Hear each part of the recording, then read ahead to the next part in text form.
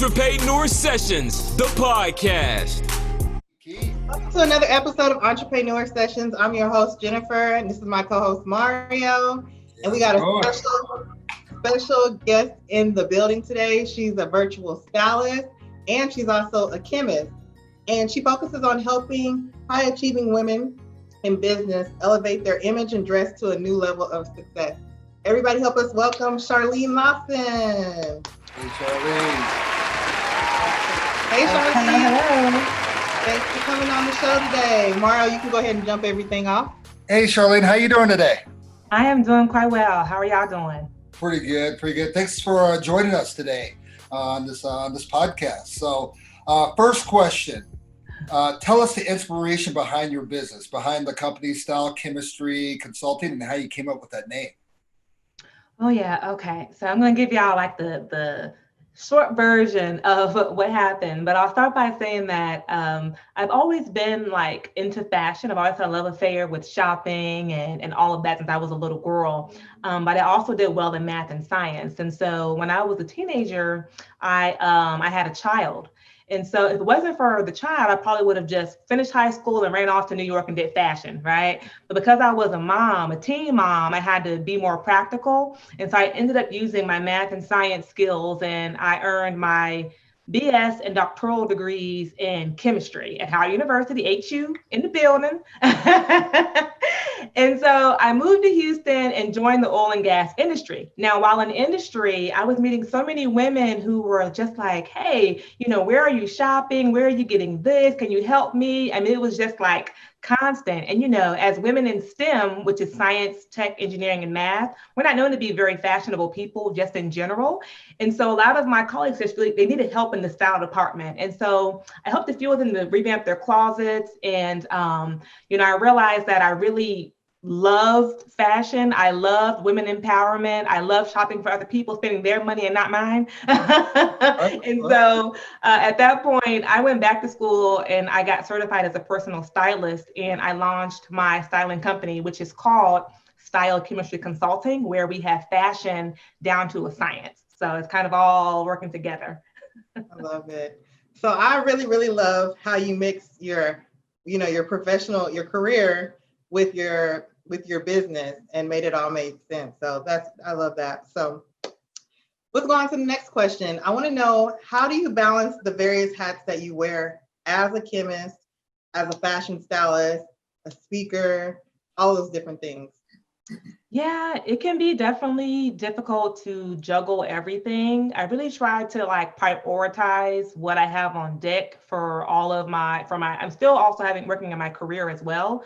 So, I think about what are my tasks to do for that day and what's going to be most important. And that's what I'll do first. And then I've also learned to really delegate things. So if I don't love doing it, someone else, I pay them to do it. And that helps me keep a lot of things in order for my business and also my personal life. So just by delegating out, grocery shopping and laundry and dry cleaning and all of that helps me to really kind of keep things in line. And then just being organized and being intentional about my day and just staying focused. I love it. So, some entrepreneurs, their goal is to build a business and transition out of their career into that business. And then there's some that want to keep their career and want to do the business as well. What is your ultimate goal with your company? Yeah, my ultimate goal is to really flourish in full-time entrepreneurship. But for me, like I'm sure many other women, I am a single mother of 2 sons. And so when you have other people to support and you have insurance and things, it can get kind of tricky, So there's nothing wrong. Like I see nothing wrong with having a 9 to 5, a full-time business or a side hustle. I mean, hey, whatever works for you. But I definitely want to be a full-time entrepreneur for sure. Cool. So what kind of pushed you into the business? I mean, I know you find the passion in it. What was the motivator, I guess? Yeah, well, I really wasn't fulfilled in corporate America. After about 5 years working as an air scientist in the oil and gas industry, I was like, I can't crunch numbers for the next 10, 20 years. It's just not, it's just not gonna work. Right. And then, I was also going through a divorce as well. So I wasn't in a very happy space about 5 years into my corporate career and then just personally. And so after, prayer and just really being intentional about understanding my purpose and what I really was passionate about is what really thrust me into my passion, which is fashion. Well, now, random question. If you could have dinner with any 3 people, dead or alive, who would it be? Okay, so I've been thinking about this, you guys, and I got 2 names. I couldn't think of a third, but 2 for sure would be, well, of course, Michelle Obama, First Lady. That's self-explanatory. I mean, she's pretty dope. She's amazing. I can relate to her, and I want to style her. So we need to have lunch. I can, get her on my calendar. Shout out, hashtag. And then Jesus Christ. Definitely would love to especially right now. Lunch or dinner. Yeah, especially right now. Like what's going on? What's the plan here? And then if I had to pick a third person, it would probably be an athlete. So I would say probably Dominique Dawes. I was a gymnast for also most of my younger life. So I would love to just meet her and learn about her Olympic experiences. Right. Awesome.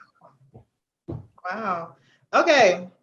So what are the top mistakes you see business owners and people make in general when it comes to professional dress? Ooh, child. It's a lot. A lot of mistakes. I would say for business owners, the biggest issue that I see is not dressing according to your personal brand.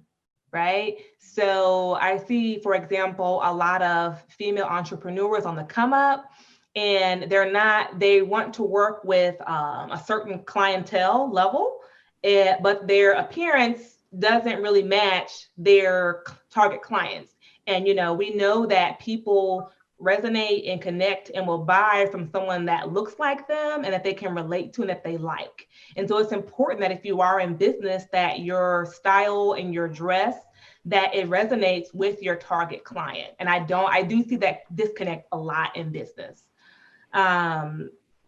For other people, I would say that a lot of people like to follow the trends and not really understanding, well, what's going to work best for me, because one size does not fit all and everything is not for everybody. And so, you know, I see a lot of people making mistakes and wearing things that aren't flattering, that are ill-fitting, or that have lots of logos and things on them, or designer, but they're not for them in their body shape.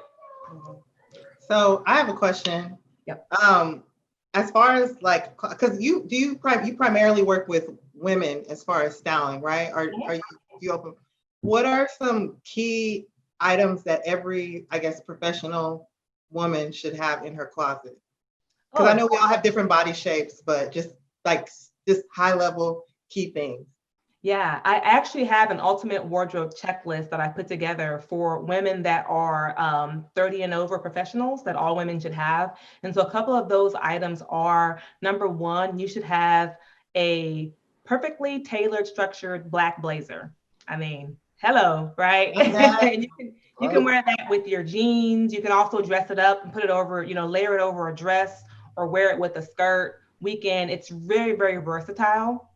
I also recommend for all women to have that perfectly fitting pair of denim jeans that make your booty look good.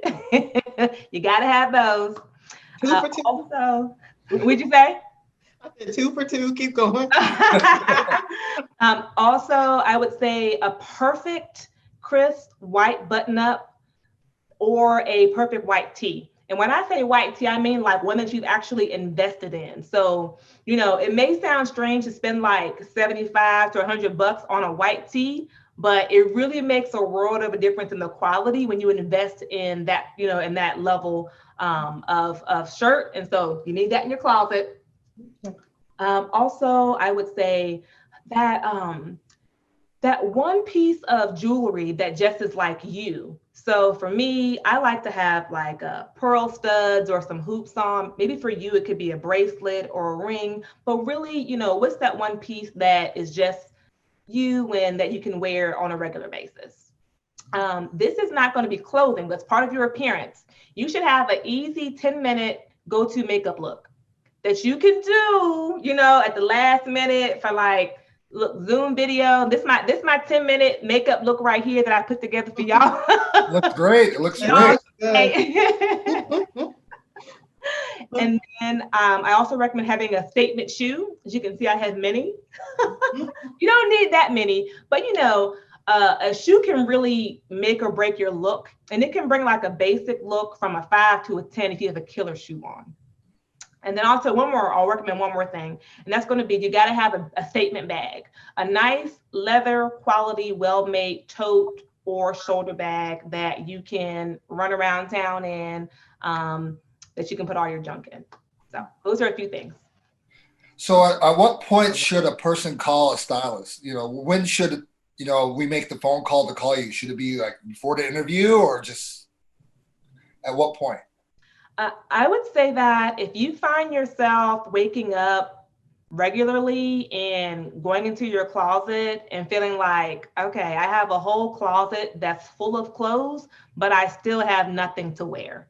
If that's your thought every morning, then you got some issues. You need to call a stylist. Ooh, I need to call you right now then. Hold on. What's your number?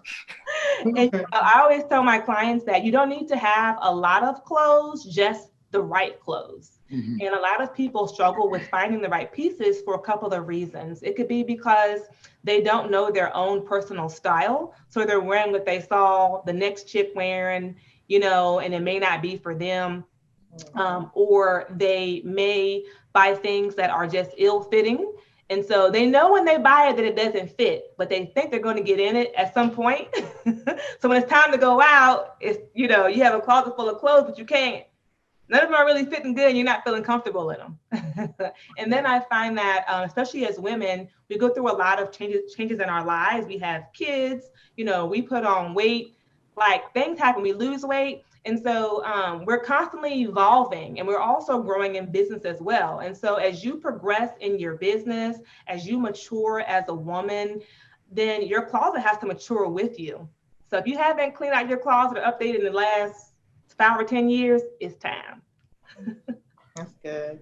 I know, like, especially for those of us who are not really interested in trends, like I think for me personally, I've had that trend stage where whatever was out, you buy it, and then 3 months later you can't wear it anymore.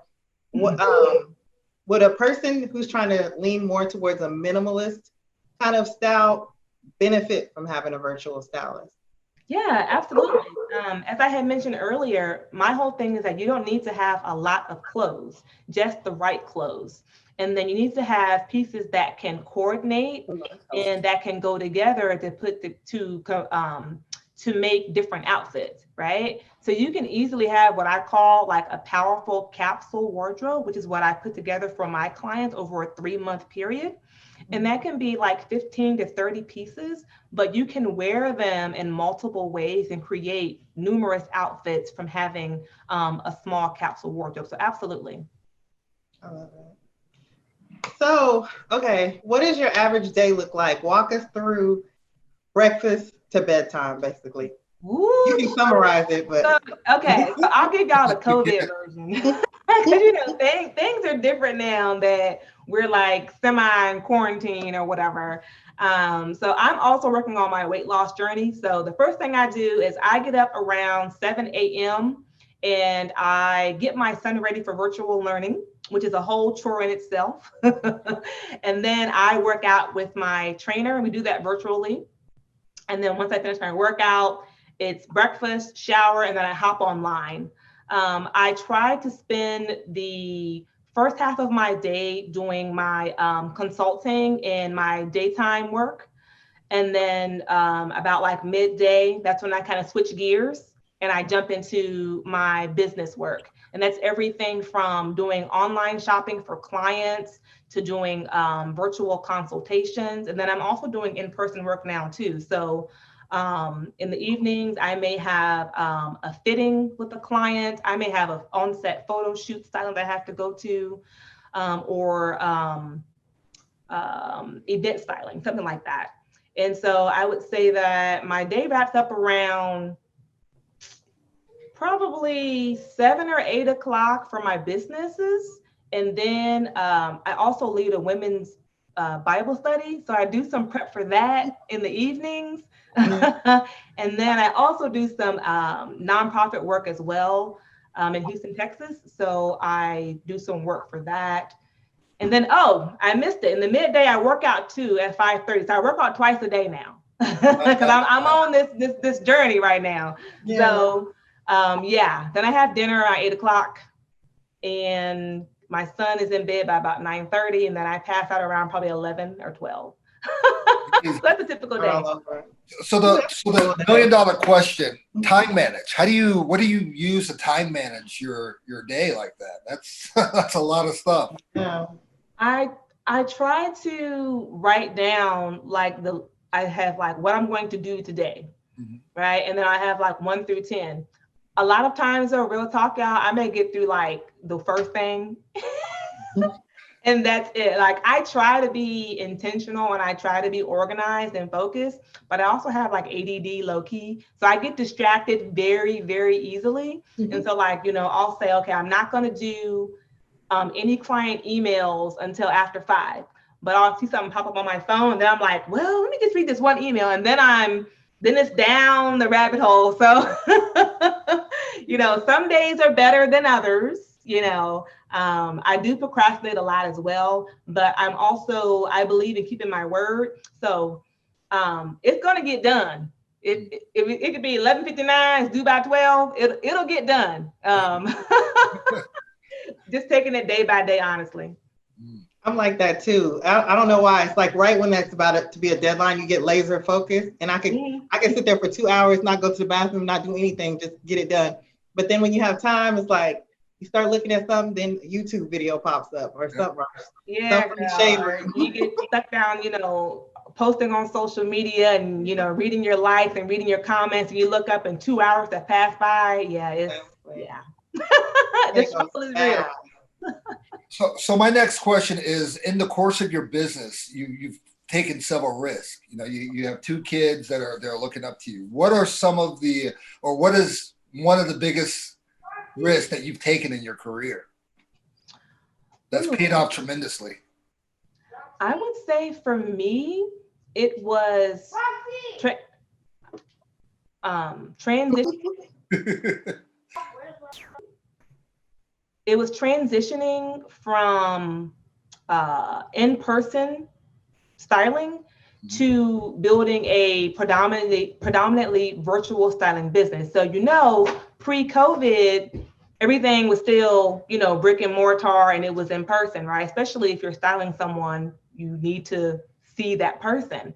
But like a year out, I was getting really overwhelmed with running around stores and shopping. It was really laborious for me. I said, okay, what can I do to where I can still be effective, but not wear myself out? And so I started to build a virtual business. And at first people were like, how you gonna style somebody virtually? That doesn't even work. But it does work. So I had the technology, I had the platform, the resource and expertise to do that. And so when COVID hit, I was already prime time with virtual styling. And so since then, actually, my business has been booming because people are, believe it or not, they are still shopping their butts off. They're at home too, people are on Amazon every day and just, they're doing their thing. And so that has paid off for me tremendously, just being an unconventional virtual stylist before it was popular.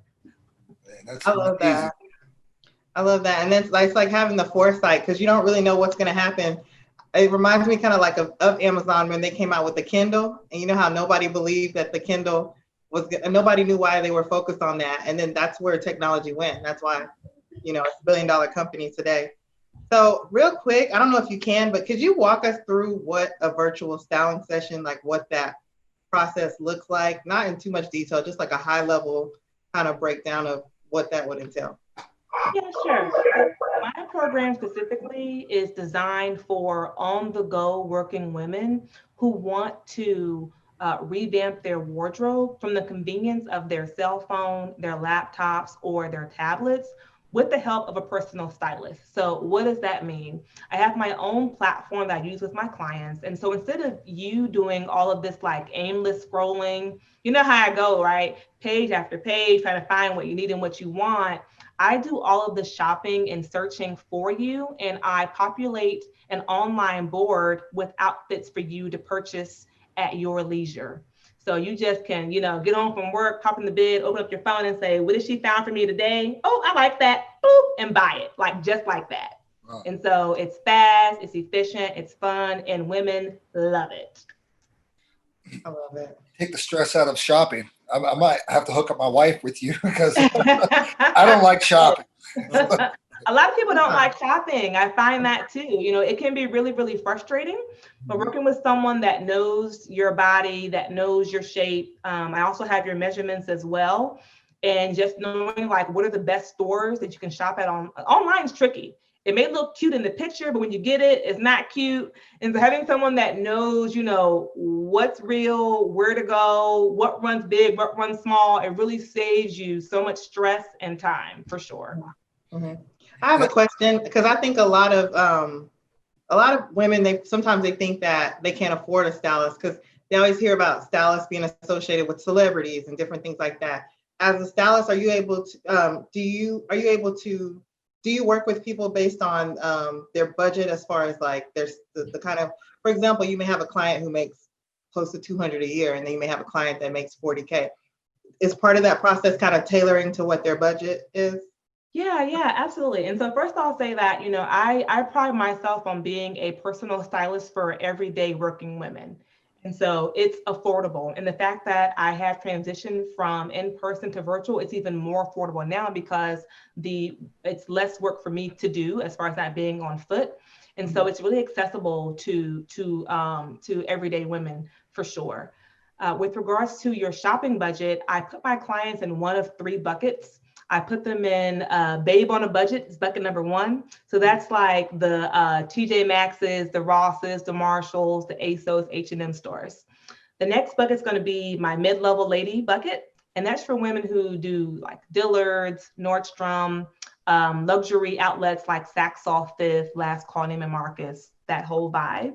And then I have my ball and bosses, which is like, give me all the good stuff. That's like the Tootsies, the Websters, and the designer clothing. And so you can be like a hybrid of one or two and kind of, go up and down, but I'll gauge, based on your budget, I'll put you in one of those buckets and I'll shop for you accordingly. That's nice. So the way my bank account is set up, if my wife calls, can you TJ Maxx, be around that level? Target, we could stay within there.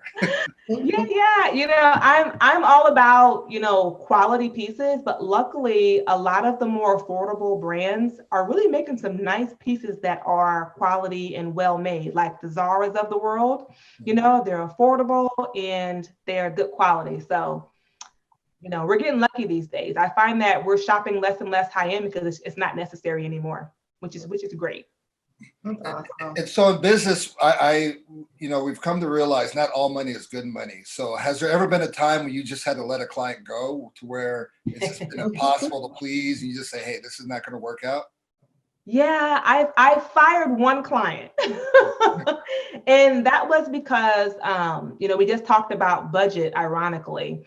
And while I'm able to really be flexible with your budget, you also have to be realistic, right? So you can't be on a JCPenney budget, but you want Neiman Marcus looks.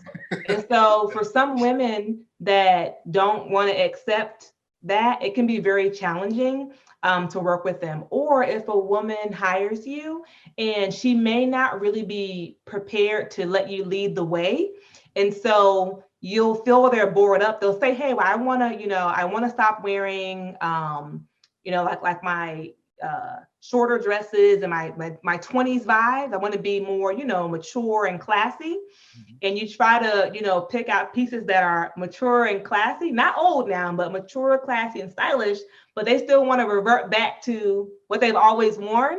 Well, then it really just defeats the whole process. So I had one client who both of those issues she had, and we had to part ways. It just wasn't working. Yeah. It happened. What advice would you give someone interested in entering the fashion and the styling industry? I would say that it's going to take more than just talent and eye for fashion to be successful. So that's just one half of it. You have to know how to actually run a profitable business.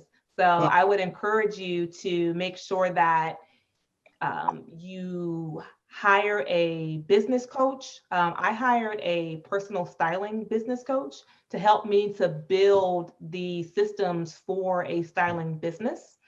And then I was able to apply, my natural gifts and talents and eye for style to create a successful business. So you have to have both pieces if you're gonna make it. And in your business, is there any mentors, or where do you get your influence? Because I know styles change sporadically, throughout the course of the year. Where do you kind of get that inspiration, that influence, and all that? Yeah, so for running a styling business, I love to follow. There's a young lady named Lauren Messiah, and she's like a really dope stylist that I follow for inspiration with regards to, running a company. And then when it comes to like style and fashion and all of that, I really let my clients lead the way on that. And so women are like so different. You kind of have to, see, okay, what do they want? And I'll ask them, okay, who are some of your style icons? Who are you looking up to? What's the image you want to have? And then I'll let them kind of influence me, and I use their idols and how they want to come off for my inspiration when it comes to like shopping and staying up to date and stuff. But I'll tell you, some of my favorite fashion icons are Olivia Palmero is one of my favorite, Tracy Ellis Ross, is another favorite. And I also love Rihanna. Oh, yeah. Those are good examples. So, a lot of people who are watching this video, they're coming from all different facets of life. Some are business owners, some are trying to become business owners. What advice would you give other people trying to get into just general business, become entrepreneur like yourself? Yeah, I would say that consistency is going to be key. So, you think you're just going to hit the ground running, and it usually does not happen that way. And so you have to stay focused and stay consistent. And so, even if you're, starting your social media off and, you're not getting any likes or comments, you keep posting. Somebody's looking, somebody's watching. And so just not being discouraged. And then I would also say that if you're starting a business and you find yourself procrastinating, set the date, like write the date down. This is my launch date, and do not change it. And you do what you need to do to prepare for that launch date. And then you just jump out there. I will also say that like perfection is such like a killer for me in a struggle. It's not going to always be perfect, and that's completely okay. Put it out anyway. You can perfect it and make changes as you go along. And then like overthinking is such a dream killer. Like, what you love to do, what you're good at, you have a vision, you have goals. So stop overthinking and just do it. I love that. Great. Awesome. So I was going to ask you what the most important lesson you've learned in life is. And I know you just gave us a whole lot of different tips, but if there is something that is like a key principle that you think has guided your life, please feel free to share that. Oh gosh, just one. What would I share? I would share that what I've really been learning is that purpose is an integral part of everyone's life. And so if you're not walking in your purpose and using your gifts and your talents, then you're not going to be fulfilled. So, like for me, getting a PhD, being in school for a decade, and then basically jumping up and say, I think I'm going to go do fashion. Like people were like, who does that? Well, I do, because I realized that that's what brings me joy and happiness. And, every day that I get up, when I'm doing fashion, I can work from 7 a.m. to 7 p.m. and I am in heaven. Because I love what I'm doing. I love to meet new women, and it just brings me so much joy and happiness. And so I just encourage everyone to just like pursue purpose, because that's where the happiness is. Awesome. Okay. So we're about to jump into some quick Q&A just in case anybody has any questions. But before that, how can people stay connected to you? What are your social media handles? Oh, yes. You can follow me on Facebook, Instagram, and Pinterest at Style Chemistry Consulting. And you can visit my website at www.stylechemistryconsulting.com. Awesome. Great website, by the way. We were looking at it earlier. So. Thank you. Appreciate it. All right. Does anybody have any questions they want to ask? It can be about business. It can be about styling, any of those things. You can unmute yourself, or you can come on camera, whichever you feel most comfortable doing. Can you hear me? Yep. All right. Thank you. Hi, Charlene. How are you? Hello. I'm well. Thank you.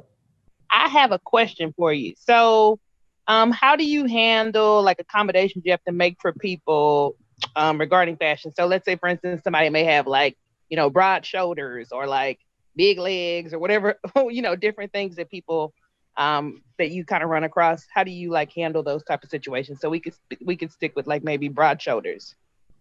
Okay, yeah. Well, let me say this first. There are 5 basic shapes for women. You have the hourglass shape, which y'all know is on and popping right now. Everyone wants the small waist and, they want the curviness going on, right? Then you also have the inverted triangle, which is where you have those broader shoulders, but you're narrower towards the bottom of your body. So like a lot of like athletes and models have that particular shape. Then you have the third, which is the apple, which is where you're carrying most of your weight in your midsection. So like you're heavy chested and you have a stomach area. And the fourth shape will be a rectangle, which is where you're pretty much like straight up and down from the top to the bottom, not a lot of curves going on, that long and lengthy kind of look. And then the fifth shape is going to be the pear, which is where you're small on top, but you carry most of your weight in your hips and in your bottom area. So there's 5 shapes for women. So the ultimate goal of any shape is to have balance. Right? So the hourglass is naturally balanced. You have a small waist and proportional shoulders and hips. The other shapes have some work to do. So for example, you mentioned about broad shoulders. So let's say you have an inverted triangle look where you're broad up top and you're smaller and narrow on the bottom. Well, that means that you're going to want to have a lot of the volume on the bottom half to bring balance back to your shape. I hope that makes sense, right? So you're always trying to get back to that hourglass shape if you can.